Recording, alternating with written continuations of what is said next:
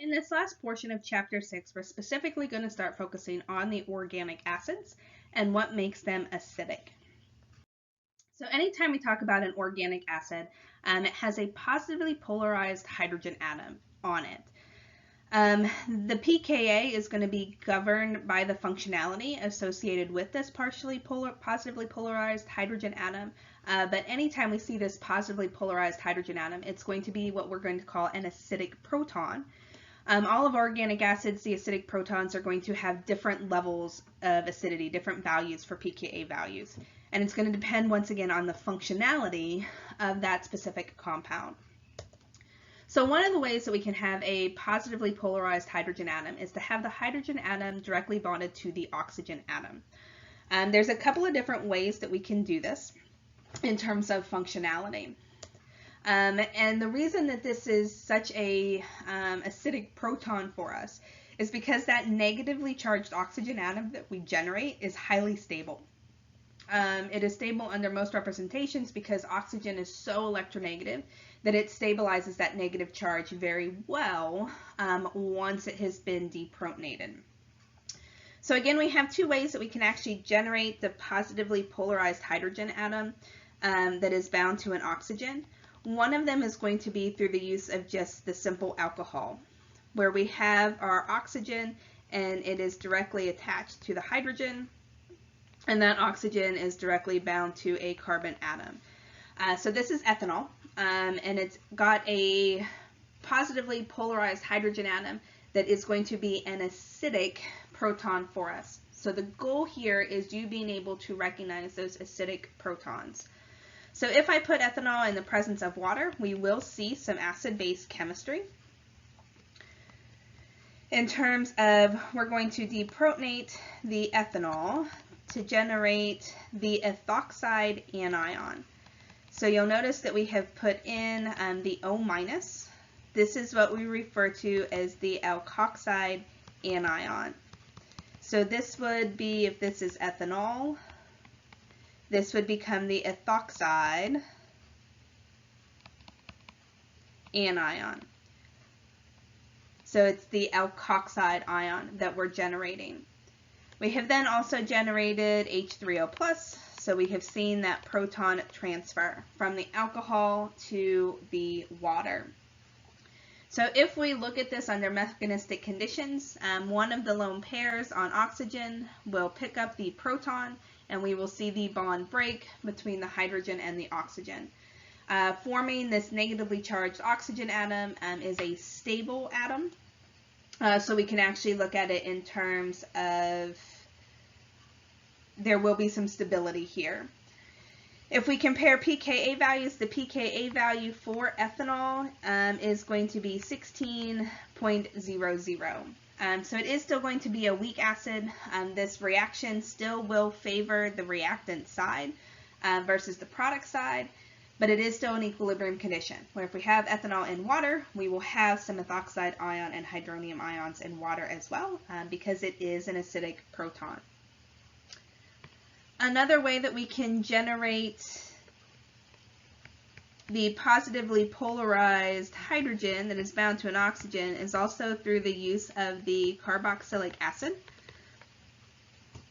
So here is acetic acid or ethanoic acid that we will be looking at. It also has that acidic proton. It's got the hydrogen that is directly bound to the oxygen atom. So we can look at reacting this under acid-base chemistry with water as well. And we end up producing the carboxylate anion. So we have the oxygen that is negatively charged, and we have also then generated the H3O+ ion.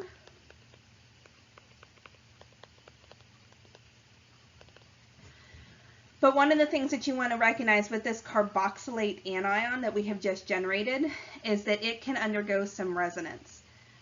Because we have those two oxygens there on the carbon of the carbonyl. One of the resonance structures then that we can draw, we just reverse which oxygen is negatively charged and which one has the pi bond associated with it. So if you remember from our resonance discussion, anything that has resonance Resonance helps to stabilize that species.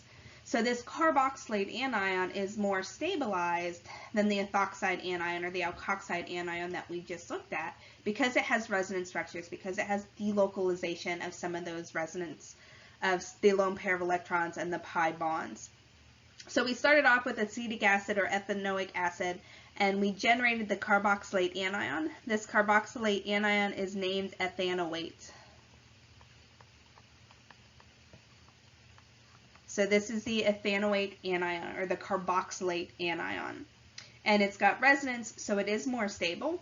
So if we look at the pKa value associated with acetic acid, the pKa value is 4.76. So we still favor the reactant side under aqueous-based conditions, but not nearly as much as with the ethanol. So what we can see is that even though we have in both of these hydrogen directly bound to the oxygen atom, we see different levels of acidity. We see different pKa values. And the carboxylic acids will always be more acidic than the alcohols because of the stability in the carboxylate anion that we see compared to the alkoxide anion. So once again, I'm not going to ask you to memorize any pKa values, but what my expectation will be is that you should be able to qualitatively rank acids and bases for me based on how stable the products are and based on how polarized that hydrogen atom is. So if we're comparing acids and alcohols of similar carbon chains and similar other functionality, the carboxylic acid will always be more stable, having more stable product, be a stronger acid than the alcohol because of the stability of the products we are generating. So this is one way that we can look at organic acids. They have a hydrogen that is directly attached to an oxygen atom, and that hydrogen becomes a acidic proton for us. Another way that we can look at having an organic acid is by having a hydrogen atom bonded to a carbon atom that is attached to a carbonyl. And remember that carbonyl is the C double bound oxygen. So we would be looking at a hydrogen atom that is attached to a carbon that is attached to the carbonyl. We oftentimes refer to this carbon as being the alpha position, and that we have this alpha proton, this alpha hydrogen. So it's on the carbon that is bound to the carbonyl, and this is going to make it acidic. So if we look at an example, let's look at the example of just acetone, so that we have a carbon on either side, and each one of those carbons is just a CH3 unit. And what we're going to see is that one of those hydrogens, and it does not matter which one, is going to be acidic for us. So if we put this in the presence of water, we will see our typical acid-base chemistry,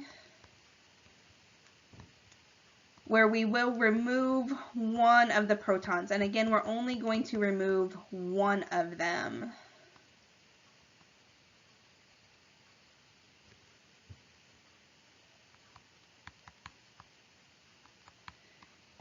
And through the removal of one of the protons, what we're going to generate is this carbanion. So we have the lone pair of electrons on the carbon in that alpha position that's attached to the carbonyl, and we have also produced our H3O plus ion as well. So the reason that this position is acidic for us is because it does contain resonance. It's not really much of a polarized carbon atom. It's slightly polarized due to the inductive effect, but not nearly as polarized as if the hydrogen is attached to oxygen. But what is stabilizing this anion that we're generating is the resonance structure that we can draw because of the carbonyl position that we have. So we can take that lone pair of electrons between the carbon and the carbon of the carbonyl, and it can make a double bond for us, which then pushes the pi bond of the carbonyl up to be a lone pair of electrons on that oxygen atom. So through this resonance structures, we see some stability once we have deprotonated that carbon adjacent to the carbonyl. And it's this resonance structure that is stabilizing or making that proton acidic for us. If we look at the pKa value for acetic acid, it is 19.3. So you can see that it is not nearly acidic as a carboxylic acid, and it's not even nearly as acidic as what ethanol would be. So this would be the weakest of all of the acidic protons that we could have in a structure. But you need to recognize that it is still an acidic proton. We can still see some acid-base chemistry associated with it. This reaction will highly favor the reactant side. We will not see much of this anion in solution, but it is still an equilibrium reaction that we can have. So let's talk about some of these relative strengths. So one thing that we can look at for acidic protons is whether it is the alpha hydrogen, whether it is the alcohol, or whether it is the carboxylic acid. We can rank those based on strengths. But there's some other things that we want to be able to look at as well, not just functionality, to decide the strength of our acids. One of the things that we're going to see is that when a proton is attached to a positively charged atom, it is more acidic. It's going to have a lower pKa than when it would be attached to a neutral species for us. So this is going to be due to the charged species being higher in energy than the neutral species. So since it's higher in energy, it more easily will react. It more easily wants to lose that proton to become the neutral species. So if we look at an example of this, if we look at the pKa of H3O plus compared to the pKa of just water, the pKa of H3O plus is negative 1.7, while the pKa of water is 15.7. So we see that the protonated version, the positively charged version, is much more acidic. This is a very strong acid since the pKa value is negative. Compared to that of water, the neutral version that has lost that proton, it is only 15.7, so it's a very weak acid for us.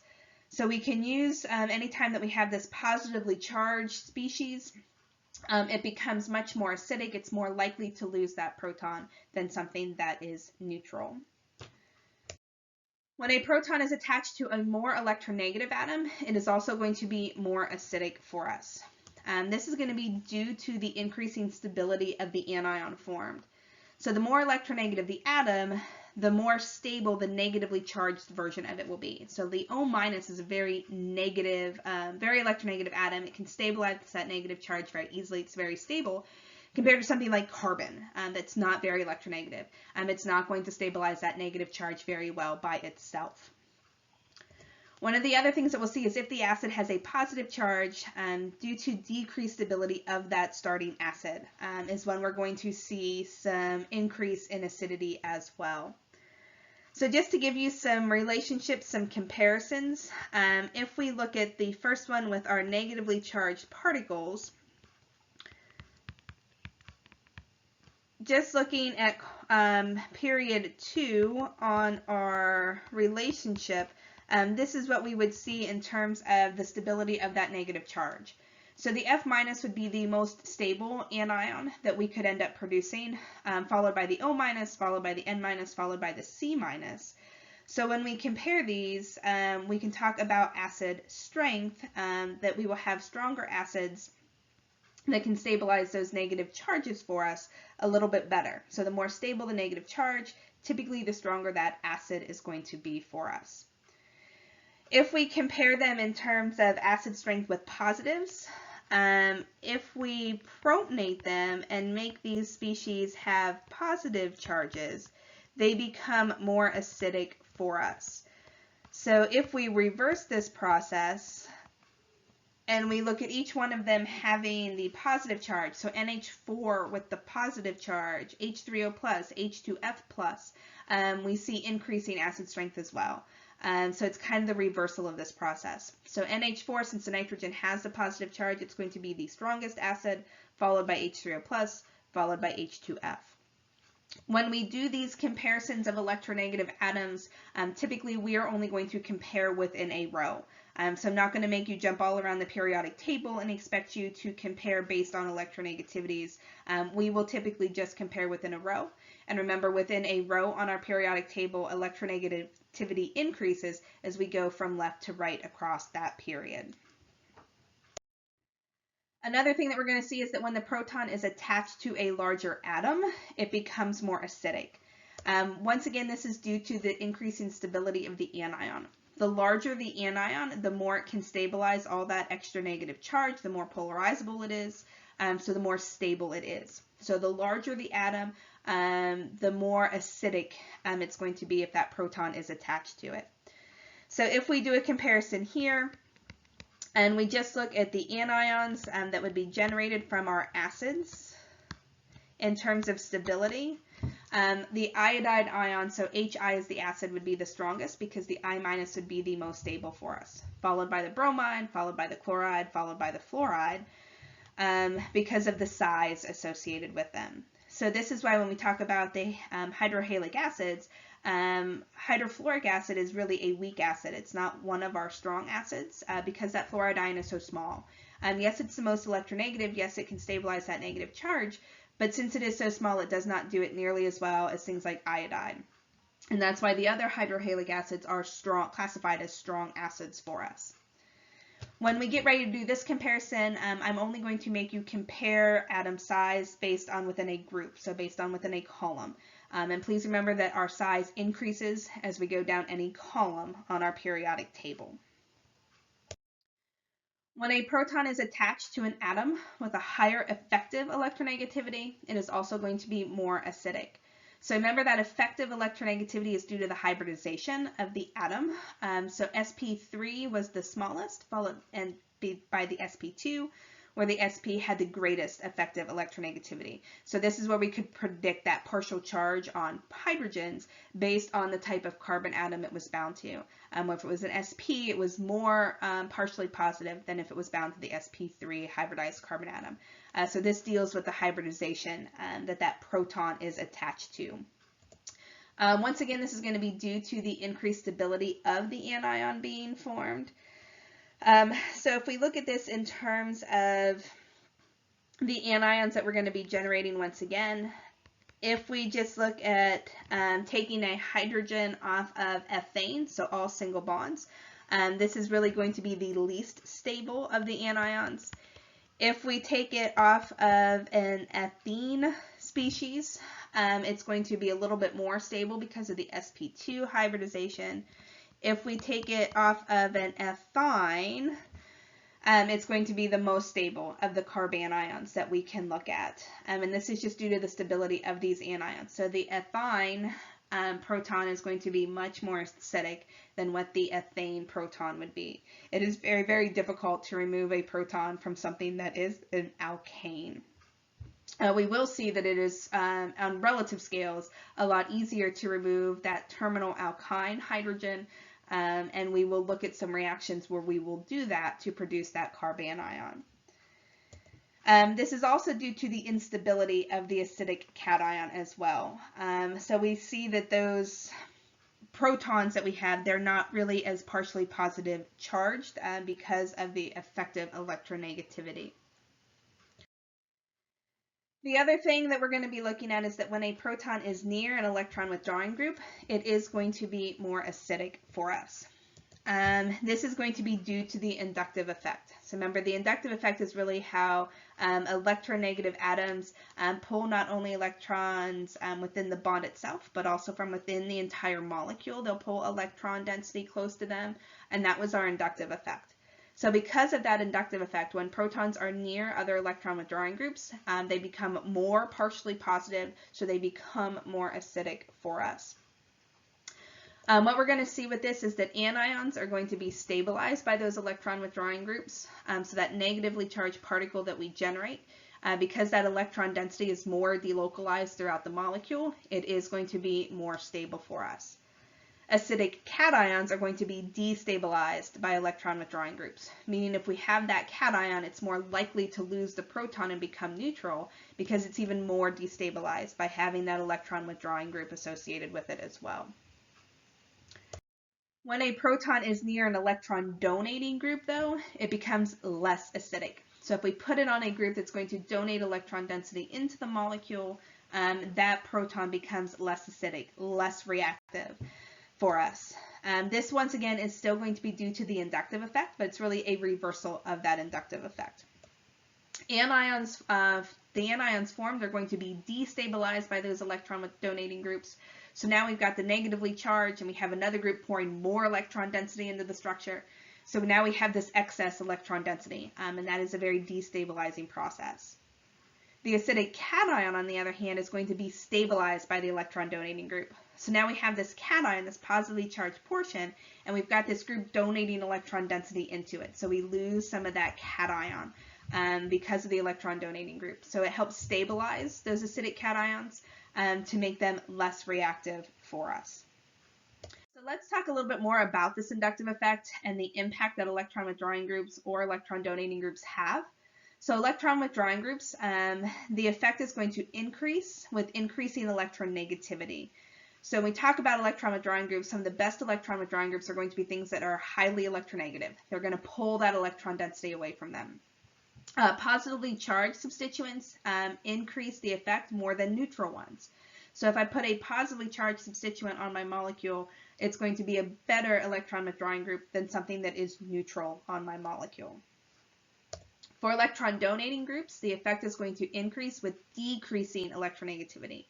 So remember, electronegativity is pulling electron density away. So if I have substituents that are not very electronegative, there tend to be more of electron donating groups. So we see an increased electron donating effect. Negatively charged substituents are going to increase this effect more than neutral ones. So if I have a negatively charged substituent, it's going to donate some of that electron density, that negative charge, into my molecule, more so than what a neutral compound would. With the inductive effect, effects are additive. So if I have more substituents, I'm going to see a greater effect. So if I have one fluorine, one electron withdrawing group, I'm going to see a small effect. But if I put 3 fluorines on my molecule, 3 electron withdrawing groups, I'm going to see a very large effect on my molecule in terms of electron withdrawing groups. So the more substituents we have, the greater the effect will be. Inductive effect is also going to be dependent upon the distance. So if we have our proton and it is 5 atoms away from the electron withdrawing group, it's not going to feel much of the inductive effect. There's just too big of a distance there. Where if I have my proton and the fluorine is 2 carbons away, it's going to feel a much stronger impact from that electron withdrawing group. So distance within the molecule does play a very large role in how effective the inductive effect can be. So one of the things that we have been talking about in this is we've been talking about these positively charged species. So one of the things that we are oftentimes going to generate is not only that carbanion, but we're also going to be developing or producing what we call carbocations. Carbocations are going to be carbon atoms that violate the octet rule. They have fewer than 8 electrons around them, so they have a positive charge. So it's a carbon with a positive charge because it has lost some electron density. Carbocations, we will utilize them a lot in our reactions, so I do want to talk a little bit about their stability because different carbocations have different stabilities.